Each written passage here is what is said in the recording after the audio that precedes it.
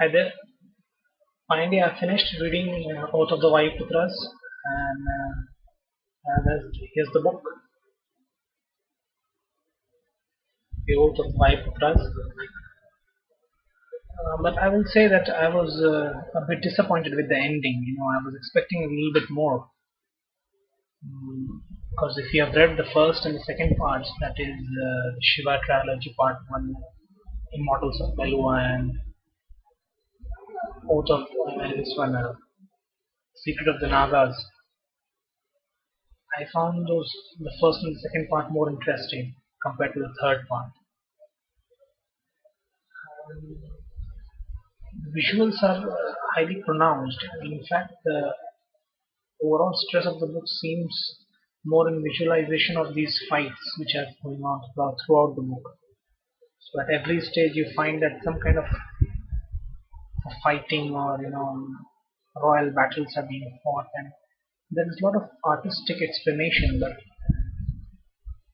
that's not what the book is should present in my view. In my view, like the first and the second parts were engaging, a lot more engaging compared to the third part, but nevertheless it is a good read. And if you haven't read the Shiva trilogy, you can definitely read this. Is worth the read, but since I have read the first and the second parts also, so I am in a position to compare. And in my comparisons, I find the second part was really the best one, and then comes the first part in terms of thrill value. And lastly, I will rate this Oath of the Vayuputras. But it was an important book because you need to find the ending, how it all ends, and once you discover the evil, and once you discover what the evil is actually in the book, then the story seems more or less clear. But there is a little bit of surprise down the end. You didn't expect that part, but it came up as a good surprise, and I like that part. So, all in all, the book keeps you interested all the time. I'll say that frankly, keeps you interested, and it is worth giving a try. Personally, I like the book, and I love this series. So I've heard that the writer Mr. Ramesh Tripathi is already working on his next set, so I'm eagerly waiting what will be the next one. I've heard that he's already been paid $1 million. That's a lot of money.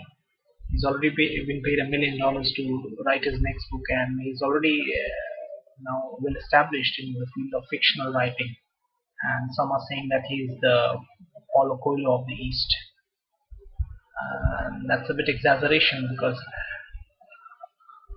if Paul is a totally different category altogether. But if you haven't read the Shiva trilogy series, I think you read it from some source. If you want to buy, you can buy it, but you just read it from some of the other source, and you'll find it very clear that it is a book, a little bit of difference. You don't find such legacies and Indian mythology being attached to such a thrilling story. So that's what I liked about it. It was totally new concept, and after this we have found that the success of Amish has inspired many other writers to write on similar lines. But first is the first. The original idea is always an original idea. So I would suggest to all the book lovers, go and have a shot at the Shiva trilogy, all the three parts, part one, two, three. And Oath of the Vayuputras is a good one. Good one. Yeah. Thanks. Bye for now. That's my honest review. I've read this book, and you can see this Oath of the Vayuputras. Okay, all the best. Happy reading times. Bye bye.